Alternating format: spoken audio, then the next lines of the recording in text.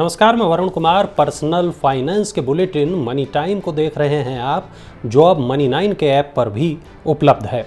हमारे इस बुलेटिन में आपको मिलेगी हर वो खबर, हर वो बड़ी खबर जिसका आपकी जेब पर पड़ता है सीधा असर। और आज की पहली खबर है कार से सफ़र करने वालों के लिए, क्योंकि टोल रेट में इजाफा हो गया है।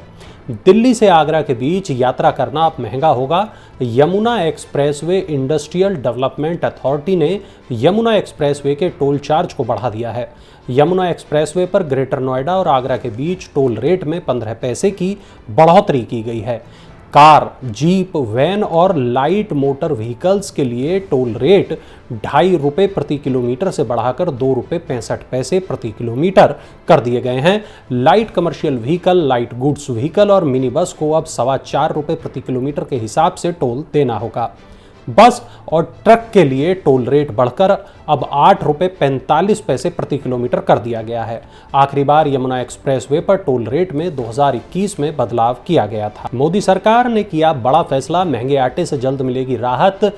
सरकार ने गेहूं के आटे के दामों में आई तेजी पर लगाम लगाने के लिए इसके निर्यात पर रोक लगा दी है।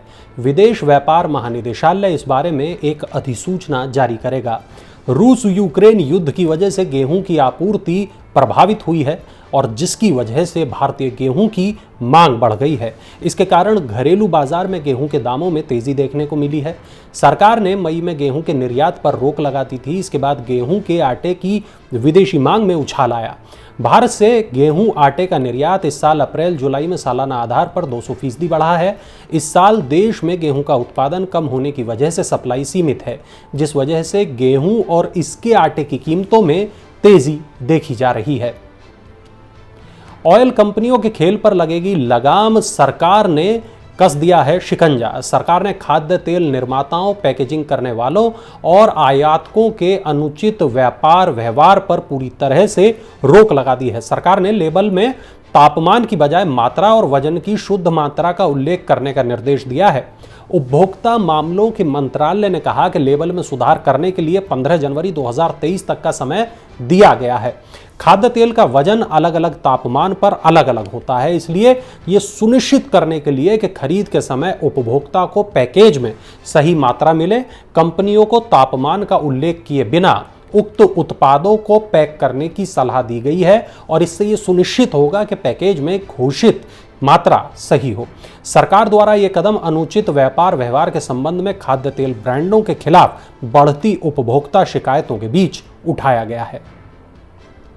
सरकार ने 45 दवाओं की रिटेल कीमतें फिक्स कर दी हैं। मरीजों को इससे राहत मिलेगी। जी हां, नेशनल फार्मास्यूटिकल प्राइसिंग अथॉरिटी यानी NPPA ने 45 ड्रग फार्मूलेशन की रिटेल प्राइस तय कर दी है। इसमें hypertension, common cold, infection, acidity और आई डिस्कम्फर्ट से जुड़ी दवाएं शामिल हैं। जिन दवाओं की कीमतें फिक्स की गई हैं उनमें हाई कोलेस्ट्रॉल आदि के उपचार आदि में इस्तेमाल की जाने वाली दवाएं शामिल हैं।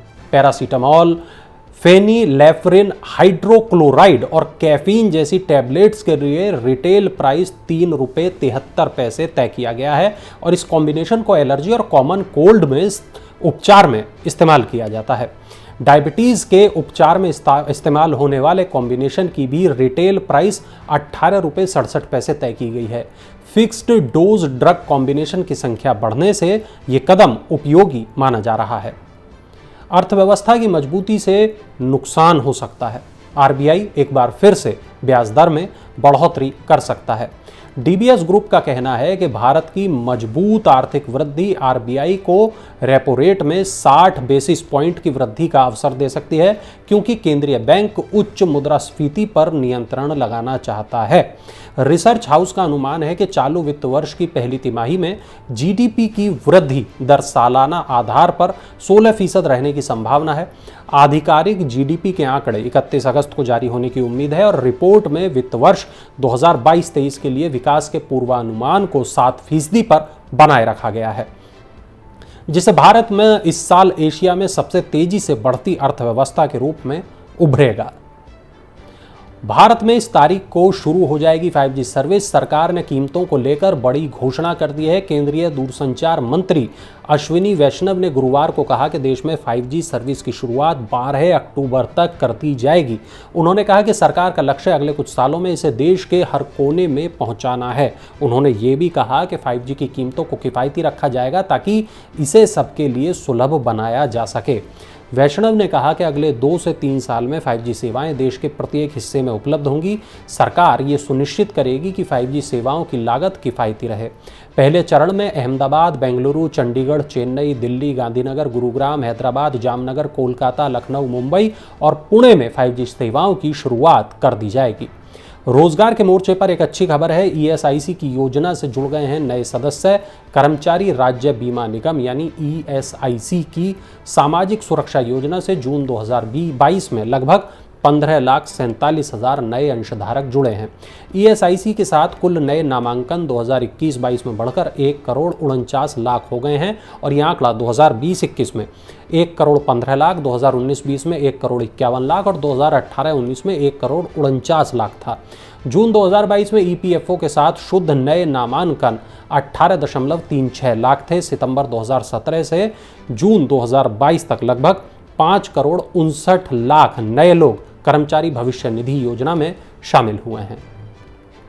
सोना और चांदी में जोरदार उछाल। सुरक्षित निवेश के लिए मांग बढ़ गई है। अमेरिका के कमजोर आर्थिक आंकड़ों और डॉलर में गिरावट आने से सोने की मांग अचानक बढ़ गई है।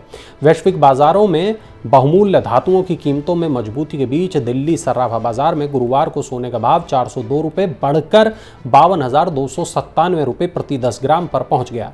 चांदी भी 711 रुपये उछलकर 56,191 रुपये प्रति किलोग्राम पर पहुंच गई। अंतर्राष्ट्रीय बाजार में सोने का भाव मजबूती के साथ $1,763 प्रति औंस पर कारोबार कर रहा था, जबकि चांदी $19.35 प्रति औंस पर स्थिर थी।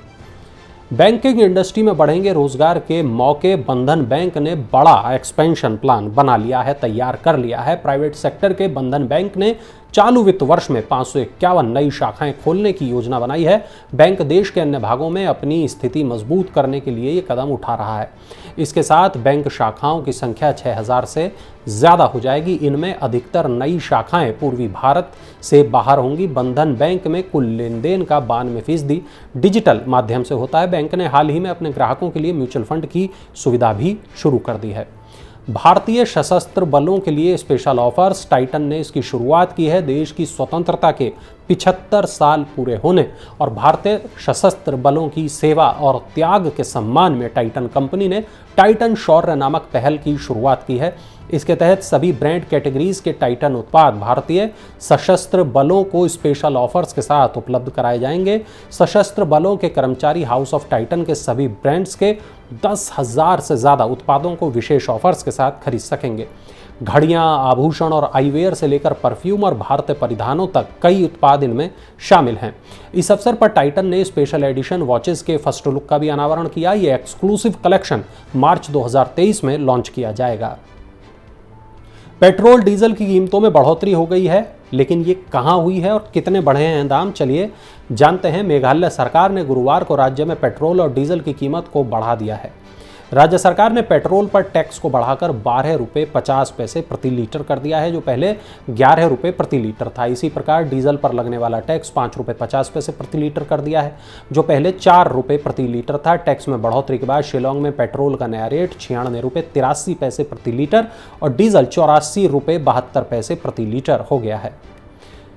हुंडई ने किया अपनी एन लाइन का विस्तार। वेन्यू एन लाइन की बुकिंग शुरू हो गई है। Auto company Hyundai motor India ने एन लाइन श्रृंखला के तहत अपने दूसरे संस्करण वेन्यू एन लाइन के लिए बुकिंग शुरू कर दी है। कंपनी ने गुरुवार को इसकी जानकारी देते हुए कहा कि वो स्पोर्टी वाहन पसंद करने वाले ग्राहकों की मांग पर ध्यान दे रही है। कॉम्पैक्ट एसयूवी को स्पोर्टी स्टाइल देने के लिए इसकी बाहरी और आंतरिक साज-सज्जा में बदलाव किया गया है। पिछले साल सितंबर में हुंडई ने देश में i20 एन लाइन पेश की थी। कंपनी का कहना है कि हुंडई वेन्यू एन लाइन की शुरुआत के साथ भारतीय ग्राहकों के लिए एसयूवी चलाने के अनुभव को और बेहतर बनाया जाएगा।